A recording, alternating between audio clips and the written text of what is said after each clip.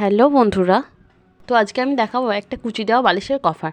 তো তার জন্য আমি বালিশ নিয়ে নিয়েছি। তো বালিশটাকে আমি এরকমভাবে মাপবো, ইঞ্চি টেপটাকে ভিতর দিকে ভরে গোল করে এরকমভাবে মাপবো। তো এটা হচ্ছে 24 ইঞ্চ আর এদিকে লম্বাটা হচ্ছে 16 ইঞ্চ মতো।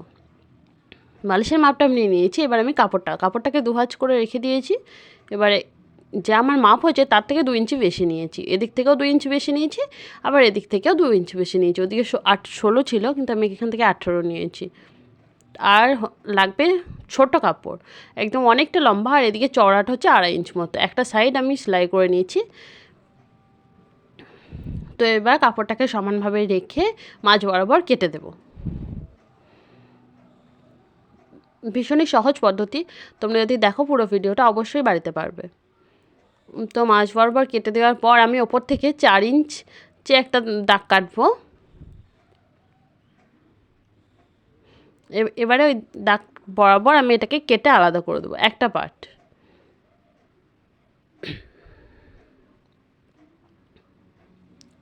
যে একটা পার্ট আমি কেটে আলাদা করে দিলাম। এবার এটাকে আমি অন্য সাইডে রেখে দেবো। তারপর এটার উপরে আমি কুচিটাকে সেট করব। এর লম্বাটা কিন্তু বেশ অনেকটা লাগবে।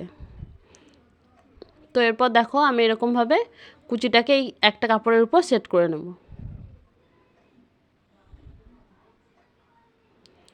ছোট ছোট করে কুচি দিয়ে আমি এখানে পুরোটা করে নেব। পুরো সাইড 4টে ধারই আমি এটা এরকমভাবে কুচি দিয়ে সেট করে নেব।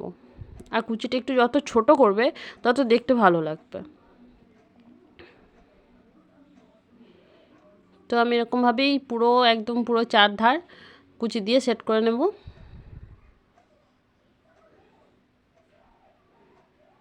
তোমরা যদি ভাবো যে আমাদের কাছে মেশিন নেই তাহলে কিসে বানাবো, তো তোমরা সুতোর সাহায্যও করতে পারো বাড়িতে।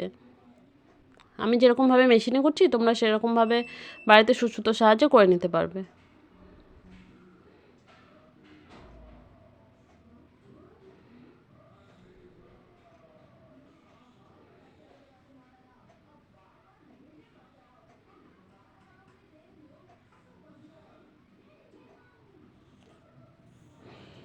ব্যাস আমার এই যে 4 ধার হয়ে গেছে।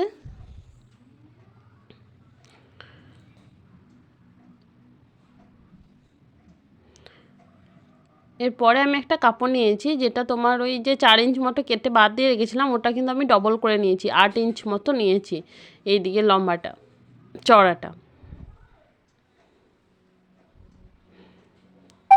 তো ওটা প্রথমে রেখে দিলাম। তার উপরে যে কাটা কাপড়টা ছিল, যেটা বাদ ছিল, সেইটা এটার উপরে সমান করে বসিয়ে দিলাম।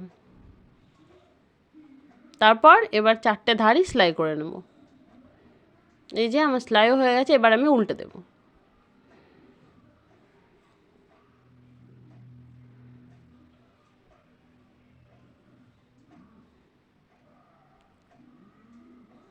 যে উল্টানো হয়ে গেল। এবার আমি বালিশটাকে এটার মধ্যে পুরে দেখাচ্ছি, দেখো কত সুন্দর হয়েছে।